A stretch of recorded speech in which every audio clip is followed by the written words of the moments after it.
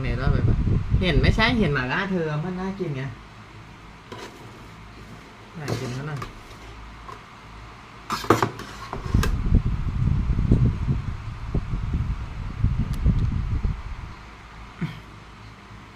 โหน่ากินมากเธอ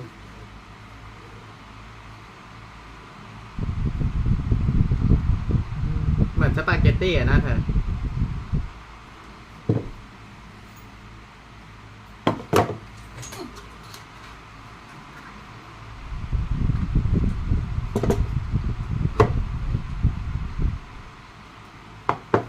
เราไม่ได้ซื้อขาไก่เราซื้อไก่กุ้งเหรอกุ้งข้าวผัด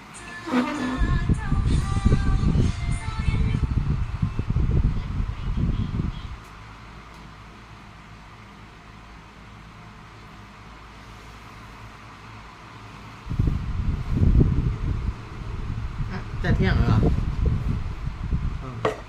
11:30อ๋อใช่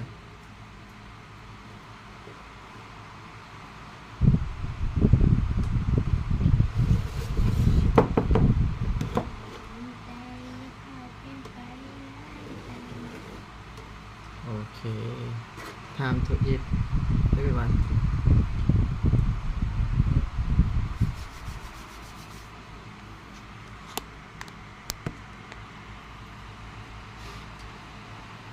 เจ๊ขาย3 ช่องทางเลยเธอเพจ Facebook แล้วก็ Facebook ส่วนตัวก็ YouTube engine, 3D printing engine components. ถ้าที่ร้านจะบอกให้เธออยู่ก็บอกนะ But no one had ever made an honest attempt at 3D printing the whole. This is a Stargate. It's located at NASA's Stennis Space Center, and while this particular Stargate may not be an interstellar portal to distant galaxies, it is still a very impressive machine that can 3D print spaceships. More specifically, this giant 3D printer is being used right now to manufacture components for a brand new, reusable rocket that will help the world to industrialize low Earth orbit and eventually even colonize the planet Mars.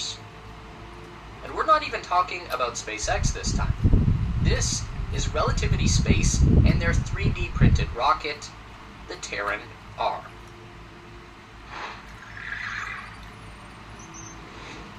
Relativity Space is a relatively small company with some very large ambitions. They've obviously made a good first impression on NASA, with the agency granting them nearly 300 acres of rental property at the agency's Stennis Space Center, the largest rocket engine testing facility in the United States.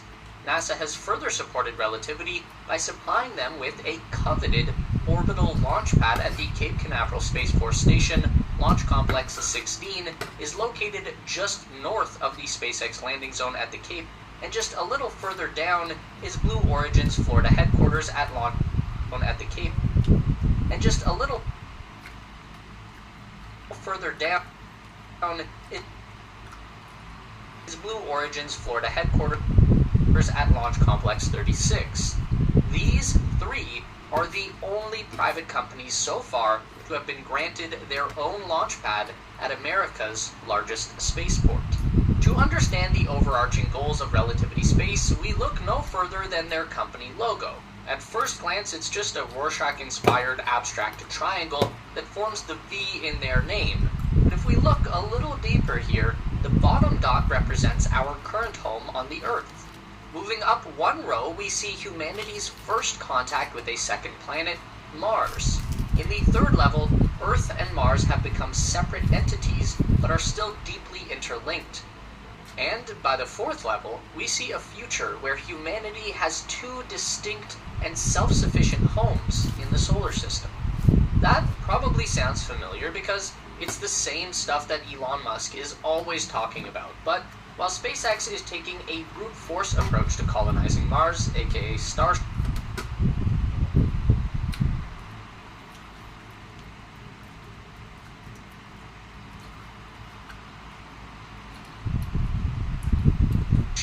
Relativity has a broader and more nuanced range.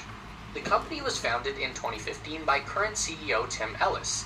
If he looks young, that's because he is. Tim was 25 years old when he started Relativity. Ellis went directly from his studies in aerospace engineering at the University of Southern California to his first job at Blue Origin in 2014. After less than 2 years of working in the industry, Ellis decided to set out on his own and founded Relativity with college buddy Jordan Noon. The pair secured their first $500,000 in funding by literally cold emailing Mark Cuban and asking him for money. Does anyone know Mark Cuban's email address? From there, the Relativity duo went straight into the Silicon Valley startup accelerator known as Y Combinator in 2016 and came out ready to change the aerospace industry forever. The primary ambition at Relativity Space has always been to introduce large-scale 3D printing to the world of orbital rocket manufacturing. Of course, 3D printing has been used by aerospace companies for years already. This was Tim's job at Blue Origin, 3D printing engine components, but no one had ever made an honest attempt at 3D printing the whole rocket from the ground up. In theory, you could have a fully autonomous rocket-making machine where the entire spacecraft would simply rise up from the ether, fully formed and ready to fly.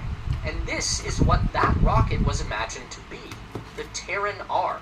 It's a very large and very shiny two-stage, fully reusable methane fuel-burning heavy-lift vehicle that would be designed specifically to deploy next-generation satellites and serve as a multi-planetary transport.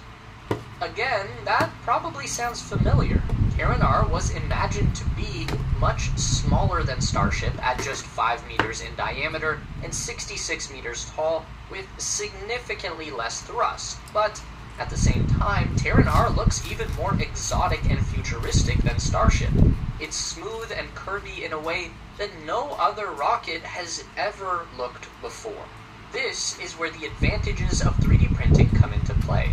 Instead of welding big, straight sheets of aluminum or steel together to create a fuselage, the Relativity printer will build up an entire rocket stage, line by line, providing infinitely more freedom to shape the rocket in just about any way the designers can imagine, free from the constraints of straight lines. Now, we should note that this idea did not end up panning out the way that Relativity first imagined their Terran R concept, and that's fine. It's not unusual for a startup company to have ambitions that far exceed their abilities, but the fundamentals that the company was built on have remained strong throughout, strong enough for NASA to make a big bet on Relativity, a bet that would pay off when the company eventually went on to launch the world's first 3D printed rocket into space. Before we go there though, let's establish some reasons why 3D printing is an advantage when it comes to building spaceships. Now, one very obvious reason would be the simplicity and autonomy of the manufacturing process. We are going to keep using Starship as a comparison here just because it's very familiar to most people, and SpaceX doesn't hold back any secrets about how they build their rockets, so we know what their process looks like. SpaceX receives giant rolls of stainless steel, which they then have to cut into sheets and then weld into rings. 3 or 4 of those rings are stacked on top of each other and welded together into a rocket section. Then the sections are moved to a high bay where they get stacked again and welded together. Then on the inside of the body, vertically stiffening rails are welded along the length of the rocket for additional strength. For the curved pieces of Starship, like the domes that separate fuel tanks and the nose cones, SpaceX needs to get specially stamped and stretch-formed pieces of stainless steel, and then those all need to be welded together to form the dome and then welded onto the main body of the rocket. This all requires a lot of people to accomplish. The workers are assisted by machines, but if the people disappeared, the process would grind to a halt. Now here is the way that Relativity builds a rocket. The company has their special aluminum printing alloy rendered into long coils of wire, and that wire is fed into a robotic articulated print head. The rocket segment is constructed on a rotating turntable-style platform, so as the print head lays down the material, the part continuously spins around and around and around, slowly and steadily growing larger with every rotation. This machine can make the straight sides, the curves, the domes, all in one process without having to move around or be retooled. 3D printing can even make this insane-looking 3D part for Terran R that was being printed in this video clip. It's some kind of a dome section with an intricate pattern of wavy ripples throughout. I don't know what it does, but it's definitely unlike anything I've ever seen go into a starship. I don't think SpaceX could physically make a part like this using their current materials and production methods. So, we've seen that 3D printing is a very unique and potentially game-changing method to build a rocket. But is it actually effective? We know that the future lies in outer space, where startup companies like Axiom Space are leading the way by designing new orbital habitats and lunar exploration suits. We also know that everyday people like you and I are being left out of the space race because we are not astronauts or rocket scientists, but I found a way for us to get in on the action. Here's the deal. Space exploration startups like Axiom, Quantum Space, and Astrana Space are not publicly traded companies. They do still have investors, though, and access to these companies is only given to wealthy insiders like venture capitalists and private equity firms, but not anymore. Link 2 is a platform that removes barriers to investing in the future of space exploration, giving you the opportunity to get in early on companies like Axiom Space, NASA's biggest partner in the next decade of interstellar innovation. So, if you're interested in investing in the future of space, consider starting your private equity portfolio today using the link in the description below or the QR code on the screen.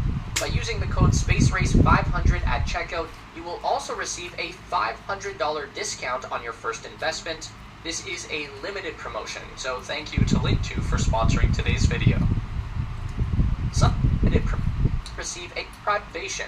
So if you're interested in investing in the future of space, consider starting your private equity portfolio today using the link in the description below or the QR code on the screen. By using the code SPACERACE500 at checkout, you will also receive a $500 discount on your first investment. This is a limited promotion, so thank you to Link2 for sponsoring today's video. Something that's held true across all of these new startup rocket companies is the strategy to begin with a small rocket and then move on to a bigger rocket. This is what SpaceX did with the Falcon 1 before they upgraded to Falcon 9, and then to Falcon Heavy, and then to Starship. Blue Origin is doing it with New Shepard before New Glenn, Rocket Lab is doing Electron before they size up to Neutron, and Relativity is no different. So before there could be Terran R, there was Terran 1, the world's first 3D printed rocket.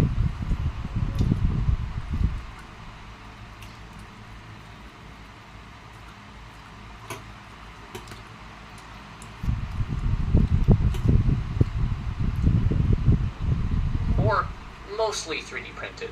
The company claims that 90% of Terran 1 by mass consisted of 3D printed components, which includes the Eon 1 engines, which are just a scaled down version of the methane-fueled rocket engines that would be used for Terran R.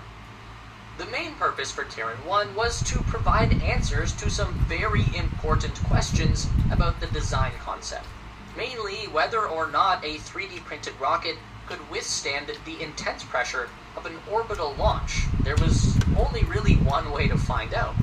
And on March 23rd, 2023, we learned the answer. Kind of. It's complicated. So, the Terran 1 took off from Launch Complex 16 flawlessly, and it continued to accelerate straight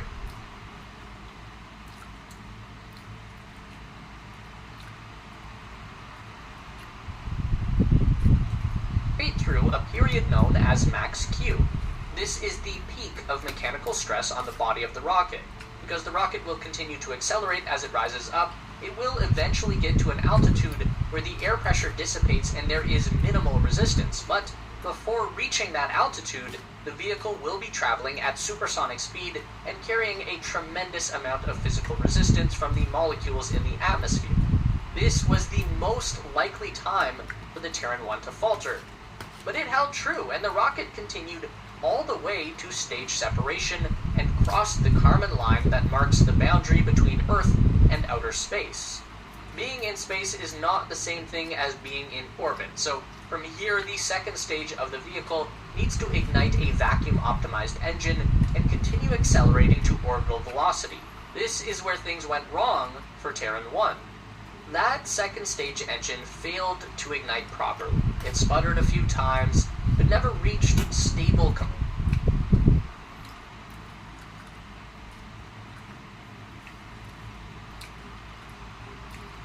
combustion. As a result, the second stage was no longer able to fight against gravity and plummeted back to splash down in the ocean. So, Terran 1 accomplished two historic goals that night. One, it became the first 3D printed vehicle to reach space, and it also became the first methane-powered rocket to reach space. But it did not achieve the overall mission objective, which was to deploy a mock payload into low Earth orbit. It was still pretty far away from that one, and that is also pretty normal for a first launch by a new company. It's absolutely nothing to be ashamed of. Then, in a relatively unusual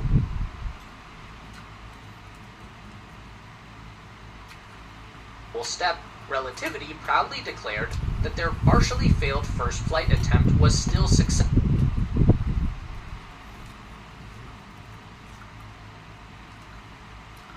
enough to consider the Terran 1 mission accomplished and move directly into development of the Terran R. Now, this is the point where a lot of people get hung up, and fair enough, but if SpaceX can launch a Starship that ends up spinning wildly out of control for like a minute before exploding it in mid-air and spewing concrete debris for miles around, and then Elon Musk can call that a success and people buy it, then I'm pretty sure Tim Ellis should be able to call Terran 1 a success with total impunity.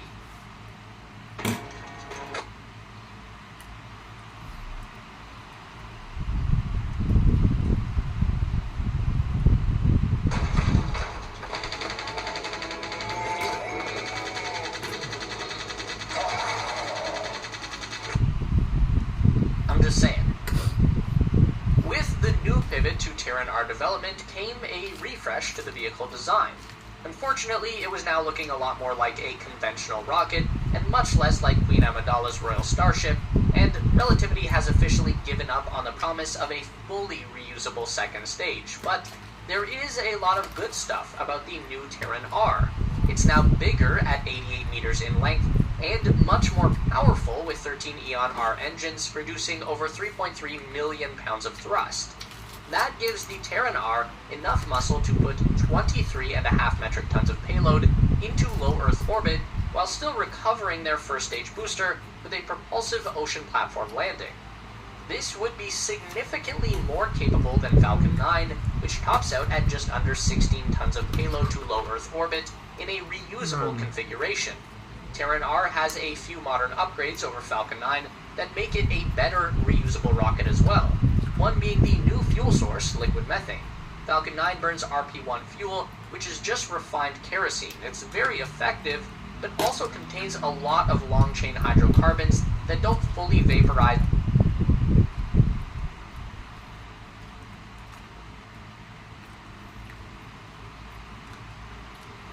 when burnt, so they're going to leave behind a lot of solid carbon residue inside the rocket engine, which you might call soot, but rocket engineers call coking.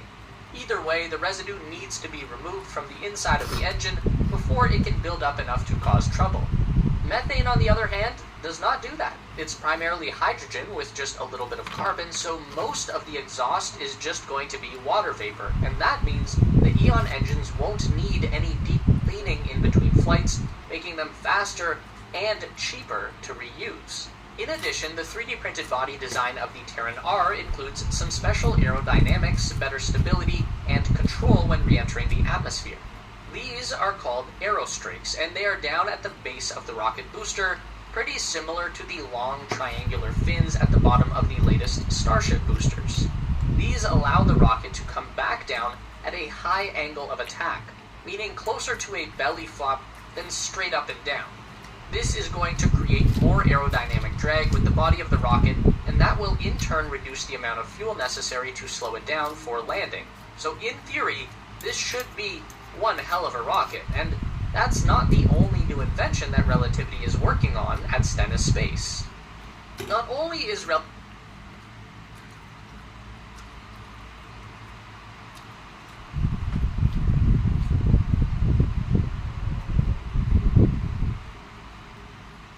Space pushing forward on new rocket designs, they are also reinventing the 3D printing process to meet their goals with Terran R. Enter the Stargate. That's just a fancy name for a new kind of printing machine, but it does kind of look like sci-fi Stargate. The big innovation here is that the 4th generation Stargate works horizontally. Check this out. In the first few examples we showed you earlier, the Terran 1 rocket sections were being printed vertically, and that's fine for a small rocket, but it does mean that the maximum height of your vehicle is limited by the height of your factory ceiling, and most factories are much wider than they are tall, so the most logical way to 3D print a very long object, like an 80-meter rocket, is going to be to do it sideways. Relativity says that the Stargate feeds multiple wires of aluminum alloy into a single print head, and by using their own customized software, the machine can print more complex and significantly larger metal components with faster print speed and improved reliability of their old vertical machines. With their upgraded factory online, Relativity is confident that they can bring the first Terran R vehicle to the launch pad in 2026, and they want to follow that up with a fast ramp-up to 50 launches in the next year, and then 100 launches per year or more, essentially matching the cadence of the current Falcon 9, which is the world's most used rocket by a very wide margin. Oh, and we haven't even gotten to Relativity's plan for building out their 3D printed infrastructure on the planet Mars. We'll just have to save that for another day.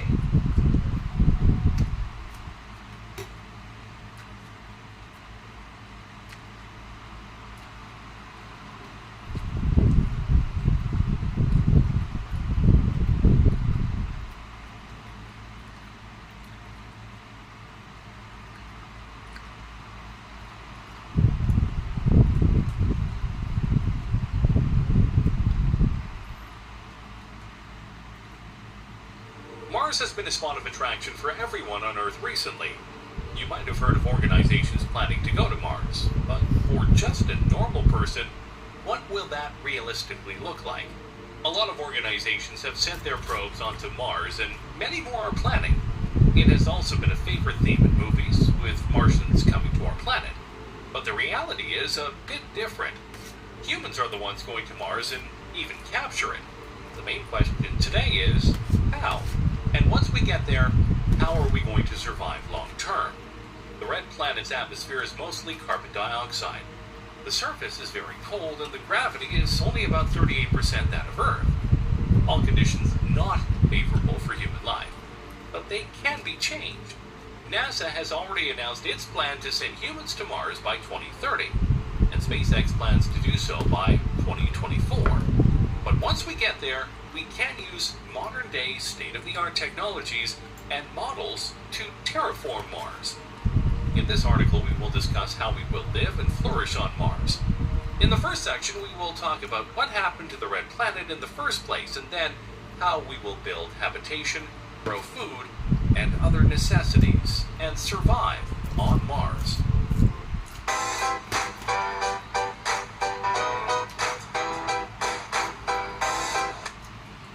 Scientists believe Mars was very different from the way it is now. It had much more sustainable conditions for life before, with water flowing on the surface.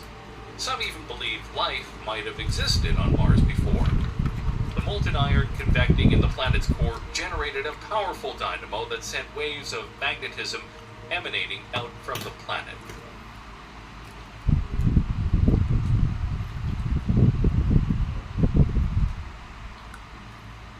This magnetosphere protected the planet from solar radiation.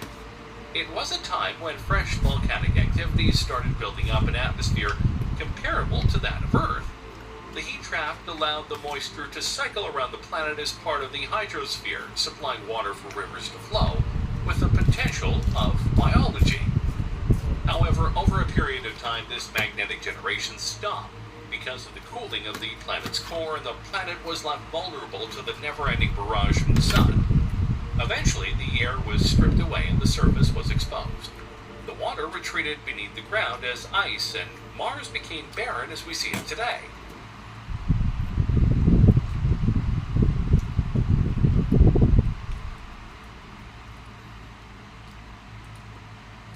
But scientists have a model to bring back the lost magnetism of the planet. It is one of the hardest methods, but if scientists can figure out a way to execute it, 50% of all the other problems could be solved. We can supplement the magnetic field by placing a magnetic device at the Lagrange position of the planet. The competing gravity of the Sun and planet counterbalance one another, locking objects into a stable position between the two bodies. If enough magnetism can be generated at this point, a trail can be cleared behind for Mars to take shelter if we humans are in fact capable of working together to finance, design, engineer, construct, and implement such a device. With its magnetism recovering, the atmosphere will begin to build up and trap more air and heat. Pretty soon, dense clouds would rise over the Martian skies, providing the seeds of weather. Ice would dominate the contents of the clouds at first, coming to the surface as snow or frost. But with a building atmosphere, eventually water would converge in the air and fall to the surface as rain. This will mark the foundation of a water cycle. Eventually, we would see a flow of rivers and pools over the Martian surface. There is also another way suggested by scientists for tapping into resources of water. A solar-powered device which will use a special metal organic framework, MOF, to pull water out of the air in conditions as low as 20% humidity.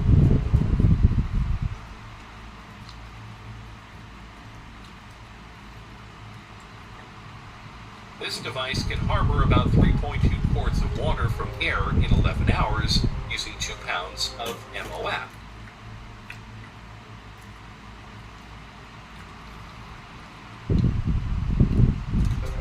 Such a device can be really helpful for making water readily available on the planet. The first step on terraforming Mars would be obviously reaching it at first. In the past years, we have witnessed the change in technology of landing used by NASA. Now many organizations are planning to land their landers and rovers on the red planet. Soon they will land humans too. But after reaching the planet, scientists will study the planet for solutions of residing on the planet long term. But what are the current models that have been proposed? Well, NASA is already on this problem, and there have been different prototypes for a sustainable habitat on Mars. The common idea among these prototypes are they will be self-sustaining, sealed against thin atmospheres, and capable of supporting life for a long time. Just like the ISS, which has taught humans a lot to survive in unfamiliar environments, Mars space stations will be a challenge worth taking. We'll need things like environmental control and life support systems, ECLSS, power systems, docking ports, and airlocks so that crews can perform spacewalks to repair things that break or to add new capabilities. Also, the trip to Mars will be a long journey. It will have psychological effects on astronauts, even though they are trained for this. To cope with this, these prototypes are supposed to have larger space for each astronaut. The scientists on the ISS who were in space simply needed more space. NASA also has a plan of keeping the base like an igloo, also known as the Mars Ice Home. It is an inflatable inner tube-like structure that would incorporate materials extracted from the planet and encased by a shell of ice.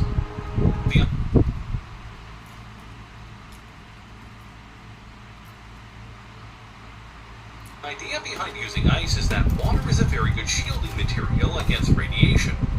Radiation will be one of the most important challenges to solve on Mars. Those suits will be made more advanced, but also the bases. Prolonged exposure to the radiation can cause cancer or even acute radiation sickness. We can also build underground bases beneath the surface, but the ice base is a better option. The daylight will be able to pass through without making it like a cave. Mars is farther away from the sun than Earth and hence is cold. As mentioned above, without a thick atmosphere, unlike Earth, it is exposed to radiation and cold. Living on Mars will require special habitats that can provide warm temperatures and breathable air. Another challenge would be growing food on Mars. Keeping the food and medicine supplies stocked on Mars is the best way to make a habitat self-sustaining. But with a thin atmosphere and reduced sunlight, it can be difficult to get anything to grow. But there are some ways that scientists plan to grow food on Mars. Research suggests that Martian soil does contain some of the nutrients needed for growing plants. But because of the extremely cold conditions, they need to be grown inside a controlled environment. Just like Earth, nutrients may vary on the Martian surface from place to place. Inhabitants would need fertilizers to make the soil rich in nutrients. Fertilizers help farmers to double or triple their crop yields and contain 5% or more of primary plant nutrients. These fertilizers also supply nutrients to the crop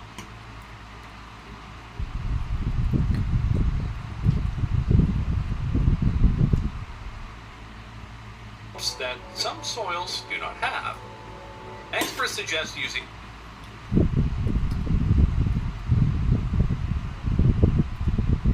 organic waste or manure to do so. Mars's atmosphere is mostly carbon dioxide, and plants need this gas just as much as we need oxygen to breathe. Also, studies suggest that watering plants on Mars could require less water than on Earth. That is because water would flow differently through the Martian soil thanks to the red planet's gravity, which is approximately 38% that of Earth's. This will allow the surface of the planet to hold more water and nutrients than the soil on Earth. Researchers are also developing sophisticated self-sustaining grow facilities to supply future astronauts with fresh fruits and vegetables. One such effort is being made by NASA in collaboration with the University of Arizona. It's also called the Bioregenerative Life Support System, or the BLSS. It's a hydroponic growth chamber that doesn't need soil to produce food. Bioregenerative life support systems are artificial ecosystems consisting of many complex symbiotic relationships among higher plants, เพื่อน Facebook 1 คน animals, แล้วก็ and YouTube microorganisms. 2 คน It starts with water enriched with nutrients. This nutrient-enriched water supports the root system of the plants. The system is mutually beneficial to people and plants,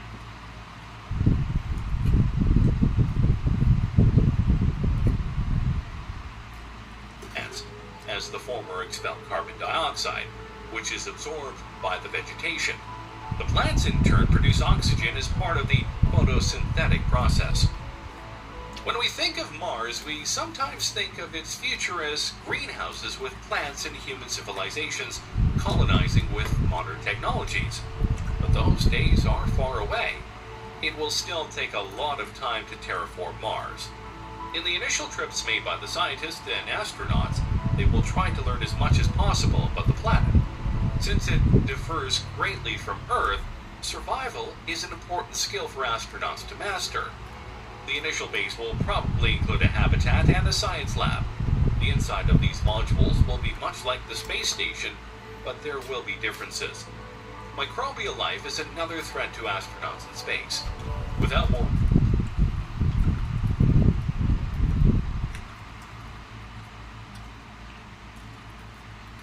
research, scientists cannot be sure that there isn't any dangerous microbial life that could threaten human life. Things will get more interesting once the base is established and astronauts learn the survival skills needed. Then slowly we can focus on making the planet self-dependent on resources and necessities. Slowly the farming and water harvesting will start. Using the above methods mentioned, scientists will try to terraform Mars and make it sustainable for living.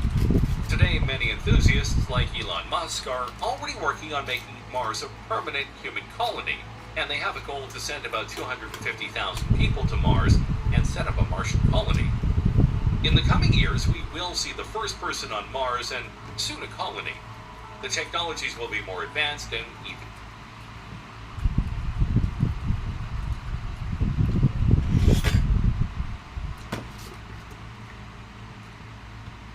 change, but one thing is guaranteed: a bright future for space exploration. Why do we spend so much time looking for life on Mars when the red planet has had liquid water for only 400 million years?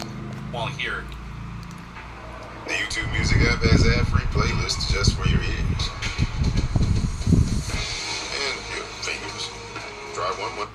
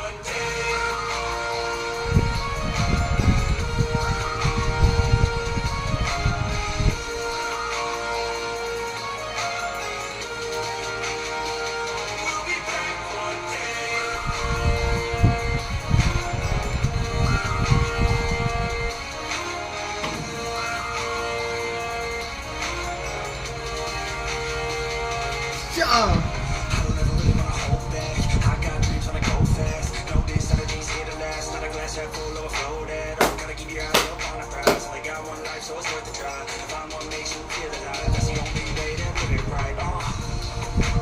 And now we're all doing our own things, but I'll never forget our glory days. My mind is full of the memories, yeah. And I'll never forget what they meant to me. Don't worry, we'll get back today to celebrate our glory days.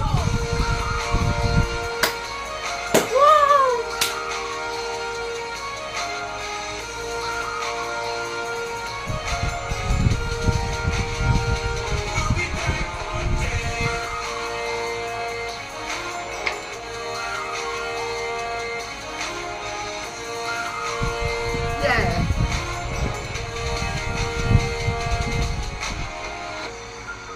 Although it's over now, don't let it get you down. We'll be back around. For now we can feel some sorrow. Yeah. New day starts tomorrow. We'll wake up, new dreams to follow. A new goal and brand new motto. One last time, let's live for something. I can feel my blood is rushing. This ain't goodbye. We'll be back someday.